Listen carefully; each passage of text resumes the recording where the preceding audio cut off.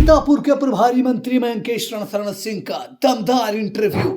लोकसभा चुनाव में भाजपा को करारी शिकस्त देने का लक्ष्य साध कर चल रही समाजवादी पार्टी के राष्ट्रीय अध्यक्ष अखिलेश यादव लगातार मोदी योगी सरकार को कटघरे में खड़ा कर रहे हैं। सपा मुखिया अखिलेश यादव कोई भी मौका हाथ से जाने नहीं देते। उनके द्वारा लगातार भाजपा सरकार की नाकामियों को गिनाया जा रहा है। जनपद एटा में शहीद मेजर केपी सिंह यादव की प्रतिमा का अनावरण करने पहुंचे पूर्व मुख्यमंत्री अखिलेश यादव ने इस दौरान भाजपा पर जमकर हमला बोला।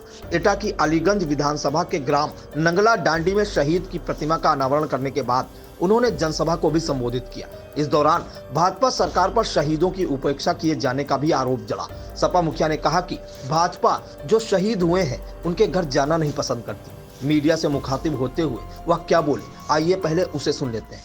दूसरा सवाल, जब देश के रक्षा मंत्री यूपी में एक शहीद हुआ कानपुर का नौजवान, क्या उसके घर परिवार में उसके परिवार के बीच बैठे जाकर के? नहीं बैठे। जो सिविलियंस मरे, जो बैकवर्ड गुजर्स मरे, उन घर परिवार में क्यों गए? वो इसलिए गए क्योंकि फौज से या अधिकारियों से वो गलती हुई और जिसके कारण 3 लोग और 8 लोग घायल हुए। 3 की जान गई, 8 घायल हुए। तो आप सवाल ये करिए बीजेपी से कि जो शहीद हुए उनके परिवार के सदस्यों के बीच में उनके बड़े बड़े लीडर बैठेंगे, जाएंगे घर उनके दुख में कि नहीं जाएंगे? और फिर जिस कॉफिन में जो शहीद आया था कहा गया ये कॉफिन नहीं खोला जाएगा, तो सोचिए हम इतने कमजोर दिखाई दे रहे हैं सीमा पर। आप तो लाल आंखें दिखाना चाहते थे, अब आपने आंखें बंद कर ली और चीन से लेकर के दूसरे देश आपकी जमीनें कब्जा कर रहे हैं। और एक दिन आएगा कि आपको बहुत से इलाकों में जाने के लिए, जो भारत का इलाका था, आपको पासपोर्ट चाहिए होगा। आपने मानसरोवर यात्रा की बात की, क्या भारत ये कह सकता है कि मानसरोवर हमारा है? आप बहुत बड़े तीर्थ स्थान की बात कर रहे हैं। हमारे पत्रकार साथी पूछ रहे हैं कब जाओगे?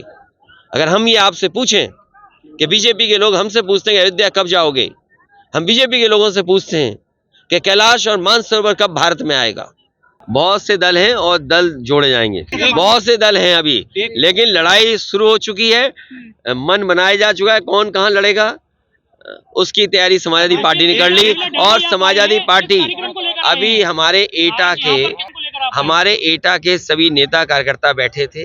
हमारे पूर्व सांसद देवेंद्र यादव जी थे, कैलाश यादव जी थे, पार्टी के अध्यक्ष थे, पदाधिकारी थे और भी जिम्मेदार नेता थे। उन सबसे राय मशवरा लिया है। उनकी जो भावना है उसी भावना से हम लोग फैसला लेंगे। जीडीपी के बारे में ये बोलेंगे कि हमारे मुख्यमंत्री जी हैं, वो कह रहे हैं $1 ट्रिलियन इकोनॉमी।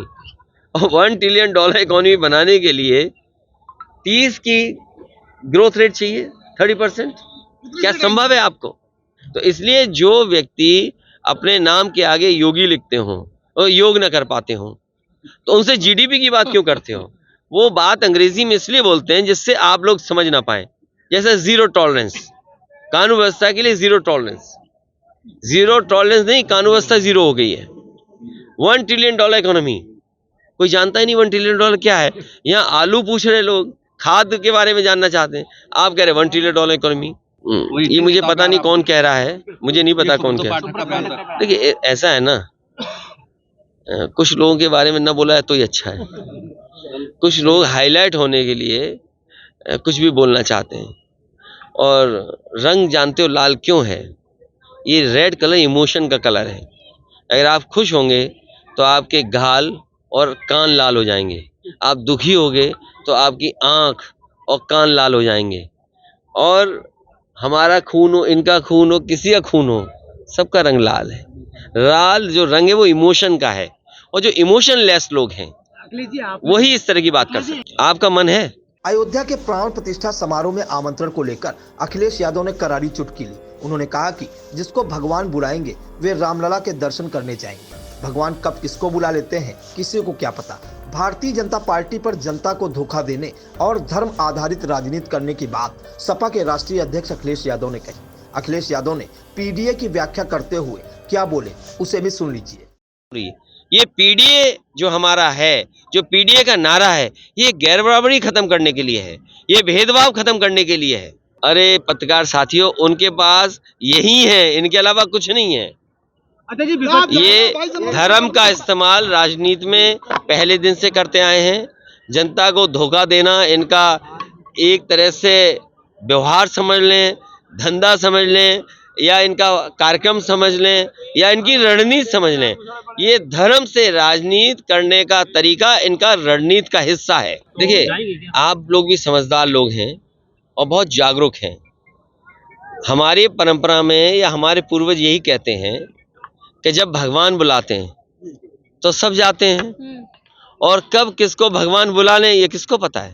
अगर ये बात गलत हो तो बताओ। नहीं, देखिए, लोग अयोध्या जाएंगे, लोग भगवान श्री राम के दर्शन करने जाएंगे, भगवान श्री राम जी के परिवार जो है उनका दर्शन करेंगे, तो लोग तो जाएंगे, और ये लोग जाएंगे जिनको भगवान बुलाएंगे, और जब जिसका समय आएगा वो जाएगा। तो सोचिए, अरे मेरे साथी ये सही बताया, ये तो मेरे दिमाग से निकल गई बात। हाँ, देखिए, आप प्रधानमंत्री जी कह रहे हैं ये यात्रा वो यात्रा, लेकिन वो ये नहीं बताया गया ये सब यात्राएं महंगी होने जा रही हैं। उन्होंने पूरे देश की यात्राएं बताई कि ये यात्रा यहाँ की सबरीमलाई की यात्रा, अरुणाचल की यात्रा, 14 कोसी यात्रा, आपके कलकत्ता के लोग आएंगे, रामेश्वरम से लोग आएंगे, सब यात्राएं उन्होंने बताई। लेकिन उन्होंने ये नहीं बताया यात्रा आने में आपको कितना खर्चा बढ़ जाएगा। और फिर आप बताइए, चाय महंगी होगी कि नहीं होगी महंगी, ईंट महंगी होगी कि नहीं महंगी। आज ईंट की कीमत क्या है और चाय कितनी महंगी हो गई। महंगाई चरम सीमा पर है, लोगों के हाथ में नौकरी रोजगार नहीं है, लोग नौकरी रोजगार ना मांगे, इसलिए ये सब कार्यक्रम हो रहे हैं। देखिए, चुनाव के समय हर व्यक्ति यात्रा करता है या कार्यक्रम करता है, और ये कार्यक्रम इसी तरह चलते हैं पॉलिटिकल पार्टीज के। देखिए, जो स्क्रिप्टेड हैं, स्क्रिप्टेड लीडर और मेकअप लीडर अगर सबसे ज्यादा कहीं है तो वो भारतीय जनता पार्टी में। हमारे पास इतनी चॉइस है कि जिसमें आप लोकसभा के बाद तय कर लेंगे। मुख्य हमारा ये है लक्ष्य कि उत्तर प्रदेश से भारतीय जनता पार्टी का सफाया हो, और उत्तर प्रदेश ही सरकार बनाता है। 80 हराओ, भारतीय जनता पार्टी हटाओ। अरे क्या बता रहे हो, ये बातें इधर उधर मत करो। किसान की आय दोगुनी होगी क्या? हर प्रधान से पैसा वसूला जा रहा है। क्या ये जो एलईडी वैन या टीवी वैन जा रही है गांव में, क्या ये बताने जा रही है कि किसानों की आय दोगुनी हो जाएगी? या आलू का किसान है मान लीजिए, क्या उसके लिए बीज सस्ता था? क्या उसकी पैदावार में जो लागत है वो कम हो गई? क्या डीजल, पेट्रोल, खाद, डीएपी या कीटनाशक दवाइयाँ या इक्विपमेंट जो लगते हैं, क्या उस पर जीएसटी कम हो गई? क्या उसके लिए कुछ सस्ती चीजें उपलब्ध हुई हैं क्या? विचार तो किया है, क्योंकि हमारे पास पैकेज नहीं है। अखिलेश जी, आज आपने ट्वीट किया और अगर पैकेज होता तो हमारे लोग इस बात को स्वीकार कर लेते। अब आप ये बताइए, हमारे जो चीन से हमारी लड़ाई हुई लद्दाख के इलाके में, जो सबसे महत्वपूर्ण लड़ाई हुई, जिसमें 114 कुमाऊं रेजिमेंट के लोग शहीद हो गए, और जो मेमोरियल बना था, आज चीन के लोग कह रहे हैं कि इस मेमोरियल को नहीं बना सकते हैं आप, वो मेमोरियल तोड़ा जा रहा है। क्या आप में से किसी ने खबर बनाई? एक हवाई जहाज जो भारत से चलता है और जिसमें लोगों से पैसा वसूला गया, गुजरात के लोग थे, पंजाब के लोग थे, उनसे पैसा वसूला गया, और सुनने में आ रहा है कि एक एक व्यक्ति ने 50 लाख रुपए दिए हैं जो अमेरिका में घुसना चाहते थे इलीगली। तो सोचिए, यही क्या गुजरात मॉडल था? सोचना चाहिए सरकार को, और आपको विचार करना चाहिए कि जहां से प्रधानमंत्री हैं उस प्रदेश की हालत ये है कि पूरा का पूरा हवाई जहाज इलीगल जा रहा है। यहाँ तो आप अगर कोई छोटी घटना कर दो, अधिकारी आपके खिलाफ न जाने कितने मुकदमे लगाने को तैयार हैं, झूठे। लेकिन एक हवाई जहाज जा रहा है, उसमें इलीगल लोग बैठे हैं, फ्रांस ने पकड़ लिया। बताइए कितने बड़ा अपमान हुआ आपका। इंडिया गठबंधन में अभी और तमाम दलों को शामिल किया जाएगा। यह संकेत समाजवादी पार्टी के राष्ट्रीय अध्यक्ष अखिलेश यादव ने मीडिया से बातचीत में दिए। 2024 का चुनाव देश का संविधान बचाने के लिए लड़ा जाएगा, यह भी साफ तौर पर बता दिया। इंडिया गठबंधन में पीएम का चेहरा कौन होगा, इसे लेकर वह क्या बोले, उसे भी सुन लीजिए। ये 24 का चुनाव देश का संविधान बचाने का चुनाव है। ये वही भारतीय जनता पार्टी है जिसने नई लोकसभा बनाई, और लोकसभा के परंपरा देखिए आप कि सबसे ज्यादा सांसदों को निकाल दिया। और जिन सवालों का जवाब देना चाहिए था उन सवालों के जवाब से बचने के लिए लोकसभा से सांसदों को निकाल दिया गया।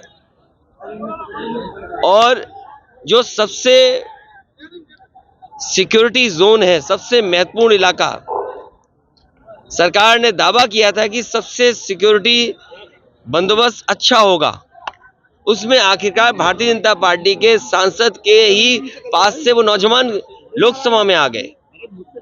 ये लोकसभा नहीं चलाना चाहते हैं, इसलिए जनता को सावधान रहना है कि 24 में ये लौट करके आ गए तो वोट देने का अधिकार भी छीन लेंगे।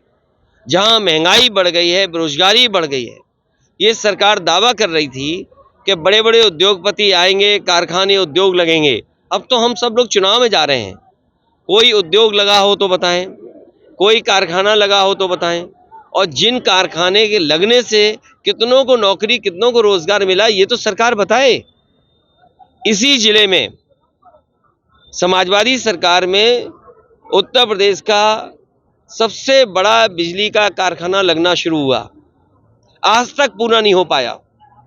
और यही सरकार अगर पूरा कर देती तो जनता को सस्ती बिजली मिलती। किसी अस्पताल में आप चले जाएं, गरीब को इलाज नहीं मिल रहा, और 7 साल होने वाले हैं सरकार के। अगर एक भी जिला अस्पताल ऐसा बनाया हो जिसमें इलाज गरीब का हो जाएगा, बताइए आप।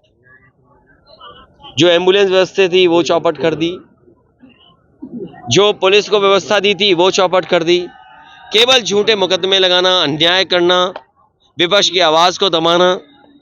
लेकिन विपक्ष और ये जनता जब वोट डालेगी तो भारतीय जनता पार्टी का सफाया करेगी। गठबंधन आने वाले समय में उत्तर प्रदेश में भारतीय जनता पार्टी को 80 सीटें हराएगा। 80 सीटें हराने से संविधान बचेगा, भारतीय जनता पार्टी हटेगी। और वो उस स्टेडियम का नाम आप नहीं लोगे जिस स्टेडियम में भारत हार गया। अखिलेश जी, जातीय एक जनगणना नाम बदलने से भारत हार गया। और आपको याद होगा कि लखनऊ के स्टेडियम का नाम एकाना स्टेडियम था। एकाना हमारे भगवान विष्णु का नाम है, उनका नाम बदल दिया।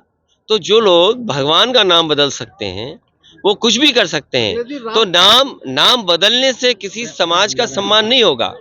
उनकी आबादी की गिनती हो और आबादी के हिसाब से हक और सम्मान मिले, चाहे वो हमारे दलित भाई हों, चाहे पिछड़े हों, चाहे अल्पसंख्यक हों, चाहे आदिवासी हों, या जो पीड़ित अगड़े हों, या जिनके साथ भेदभाव हो रहा है अगड़े, वो भी आए। ये पीडीए में वो लोग भी शामिल हैं। उन्हें अपने हक और अधिकार पता है कि किस तरह भारतीय जनता पार्टी छीन रही है।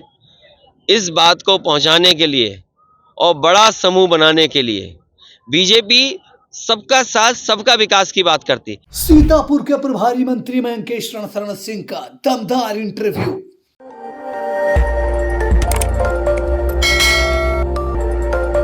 खबर आपकी, नजर हमारी। देखते रहिए आई इंडिया।